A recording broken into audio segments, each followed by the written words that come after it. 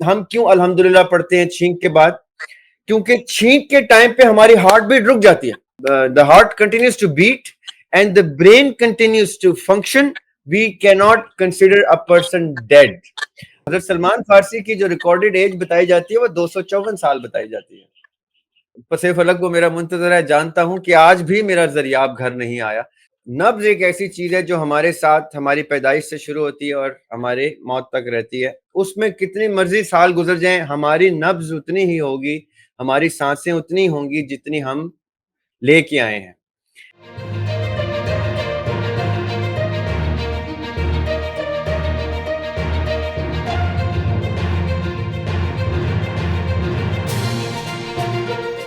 اچھا نہیں، میں صرف یہ کہا تھا کہ پھر یہ جو سچویشن ہے کہ جب آپ کی روح چلی جاتی ہے لیکن پھر بھی ہارٹ بیٹ بھی چل رہی ہے اور ہارٹ ریٹ ہے، پلس ہے، سارا کچھ ہے، وہ کس طرح سے ہے؟ پھر آپ کی باڈی میں کون سی ایسی چیز ہے آپ کی مٹی کا جو باقی کا پتلا رہ جاتا ہے وہ کیسے اس میں بیپ آ رہی ہوتی ہے اور سارا کچھ ہو رہا ہوتا ہے؟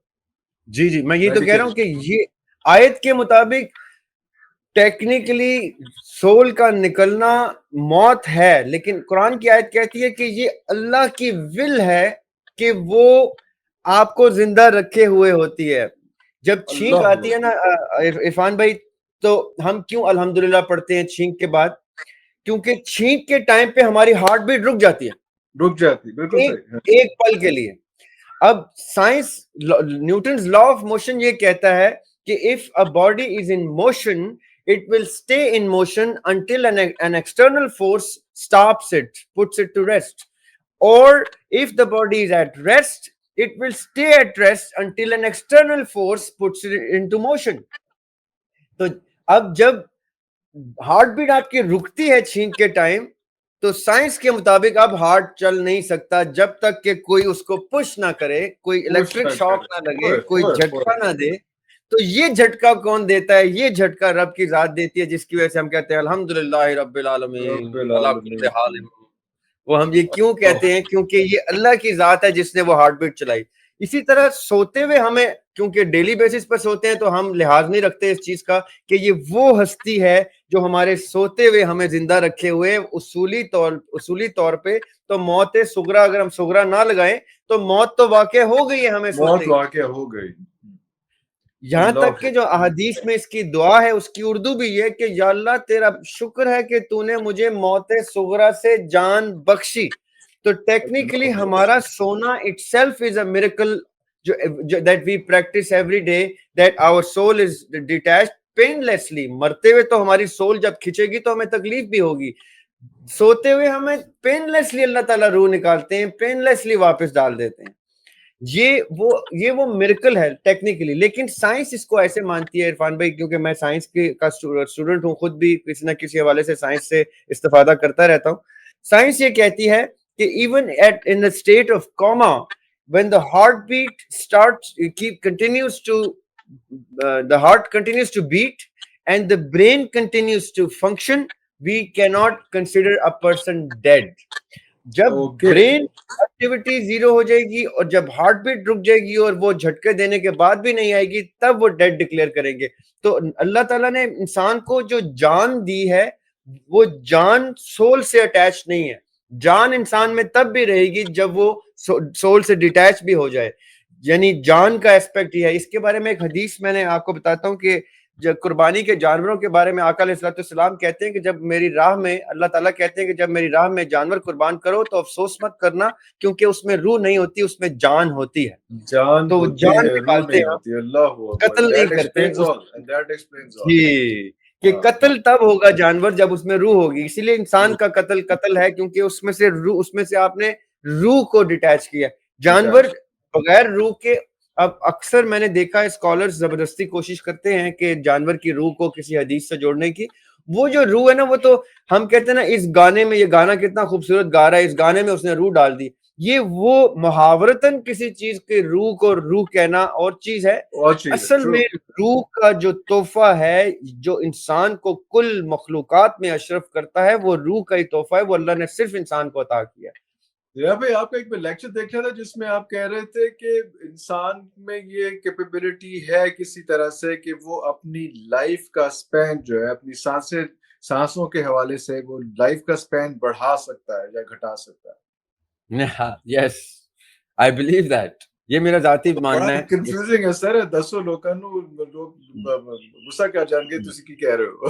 You have to explain میں یہ میرا ذاتی ماننا ہے اور یہ میں ان دا لائٹ آف اسلام کہتا ہوں I'm sure. کہ آدم علیہ السلام 1000 سال جیتے ہیں یہاں پہ, نوح علیہ السلام 950 سال جیتے ہیں. اب آقا علیہ السلام کے سامنے ایک دفعہ خاتون آ کے اشک بار ہوتی ہے, روتی ہے اور کہتی ہے نبی پاک صلی اللہ علیہ وسلم میرے لیے دعا کریں, میرے بچوں کے لیے دعا کریں, میرے بچے بہت جلدی مر جاتے ہیں میرے.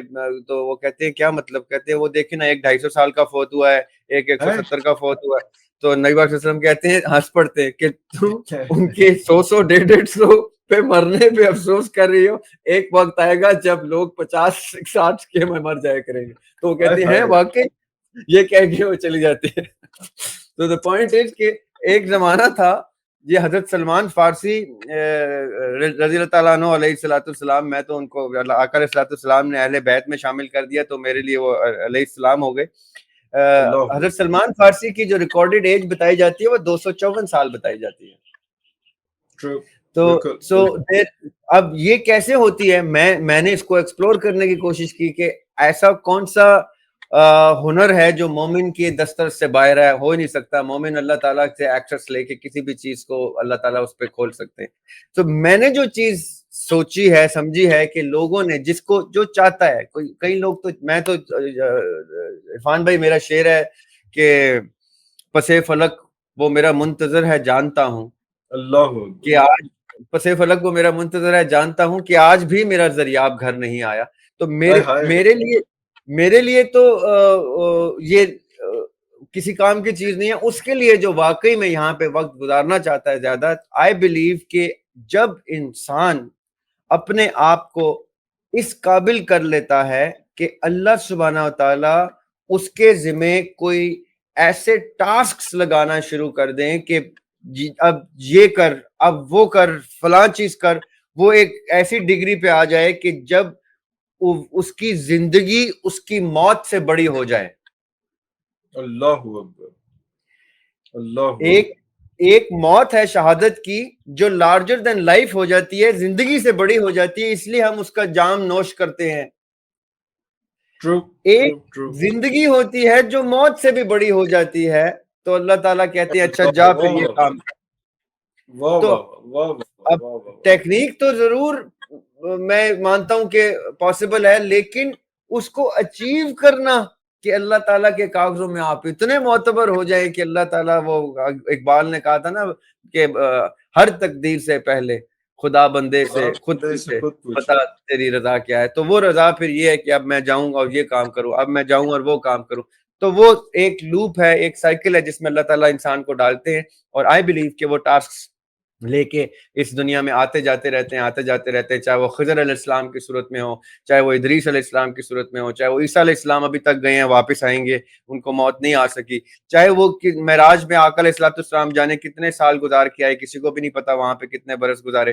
تو یہ وہ سائیکلز ہیں جو in the light of religion, in the light of Islam, I believe one can achieve if one earns it. آپ کا کوئی سانسوں کا آپ کا کوئی ٹیکنیک بتا رہے تھے کہ ہولڈنگ بریتھ, وہ میں نے یہ کہا تھا, مراقبہ بھی تھا اور سارا. جی وہ میں نے یہ کہا تھا کہ ہم مومنٹس یا منٹس یا آورز یا ایئرز لے کے نہیں دنیا میں آتے, یہ تو یہاں کی کیلکولیشن ہے. ہم وہ نبض, مثال کے طور پہ نبض ایک ایسی چیز ہے جو ہمارے ساتھ ہماری پیدائش سے شروع ہوتی ہے اور ہمارے موت تک رہتی ہے. اس میں کتنی مرضی سال گزر جائیں ہماری نبض اتنی ہی ہوگی, ہماری سانسیں اتنی ہوں گی جتنی ہم لے کے آئے ہیں. اب جو لوگ اپنے آپ کو مراقبہ ایکسرسائز, اب جہانگیر خان جب اپنی پیک پہ اسکواش کھیل رہے تھے تو مجھے یاد ہے میں بہت ینگ تھا, تو میں جہانگیر خان کا بہت بڑا فین تھا. میں جہانگیر خان کو حالانکہ squash was never my sport, never my interest of sports, But Jahangir Khan as a person, as a sportsman, had an influence over me کہ کیا خوبصورت آدمی تھے وہ اور کس لیول پہ وہ کھیلتے تھے. تو میں جب ان کو اسٹڈی کرتا تھا تو مجھے پتا چلا کہ اپنے کریئر کی پیک پہ ان کی جو نبض ہے وہ نارملی 35 سے 45 35 سے 55 تک رہتی تھی. تو میں بڑا حیران ہوتا تھا کہ ہماری تو 72 پلسز پر منٹ ہوتی ہیں, وہ 35 پہ ہیں, تو اس کا مطلب ہے جب تک وہ تھکتے ہیں, جب تک اپنے وارم اپ کے بعد وہ 50 کو 60 کو 70 کو پہنچتے ہیں تو ان کا اپوننٹ تو 200 کراس کر چکا, تھک کے ہار چکا ہوتا ہے. بالکل یہ ان کی میں نے وکٹری کی گیم ان کی میں نے پکڑی ان کی ایک انٹرویو سے.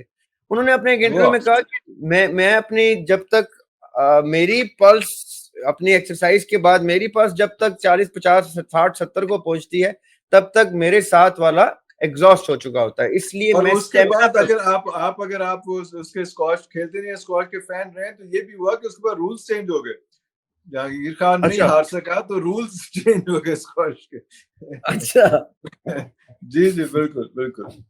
جی ایک وقت تھا جب جہانگیر خان اپنی مڈ ایج میں 40s 50s میں کسی بھی 40 50 کے ساتھ ایج کے شخص کے ساتھ کھڑے ہوتے تو وہ ان کے بیٹے لگتے جہانگیر خان, کیونکہ انہوں نے اپنے اوپر اپنے اسٹیمنا کے کنٹرول ایکسرسائز کی وجہ سے اپنے اوپر ایجنگ ڈیفائی کی تھی.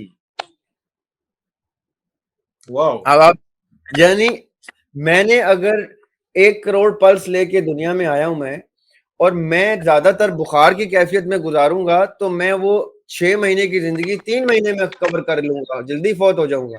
اگر آپ کی ہارٹ بیٹ تیز چل رہی ہے تو جی آن دا کانٹریری یہ جو چلے ہوتے ہیں, یہ جو مراقبے ہوتے ہیں, یہ جو ذکر و اذکار ہوتے ہیں, اس میں یہ ردم کنٹرول کر کے ہارٹ بیٹ کو بہت سلو کر دیتے ہیں. اتنا سلو کر دیتے ہیں کہ ان کے ساتھ کھڑا ہوا شخص جو اس پروسیس کا حصہ نہیں ہوتا اس کی ہارٹ بیٹ ان کو ایک ہائی سپیڈ تمپنگ کی صورت میں سنائی دیتی ہے, اور وہ پھر اس کے دل پہ ہاتھ, کبھی آپ ان کے ریچولز دیکھیں نا تو وہ پھر ان کے دل پہ ہاتھ رکھ کے اس کی ہارٹ بیٹ کو نیچے لے کے آتے ہیں, اپنی ہارٹ بیٹ کے مطابق لے کے آتے ہیں, کرتے کرتے کرتے جی وہ شخص ایسے فیل کرتا ہے کہ جیسے وہ تو ہوا میں لفٹ ہو گیا ہے. وہ کیا کر رہے ہوتے ہیں, وہ اس ردم کے ساتھ پلے کرتے ہیں, پھر اس ردم کو ایسی جگہ پہ ٹیون کرتے ہیں جہاں ان کی سول کے ساتھ ان کا کوئی کنیکشن اسٹیبلش ہوتا ہے تو وہ فلائٹ لے جاتے ہیں, کیونکہ سول تو بہت ہائی سپیڈ پہ ہے, لائٹ سے بھی تیز سپیڈ پہ ہے, تو وہ پھر اس کے ساتھ ٹریول کر جاتے ہیں, اور کہاں سے ہو کے واپس آتے ہیں یہ وہی جان سکتے ہیں, وہی بتا سکتے ہیں.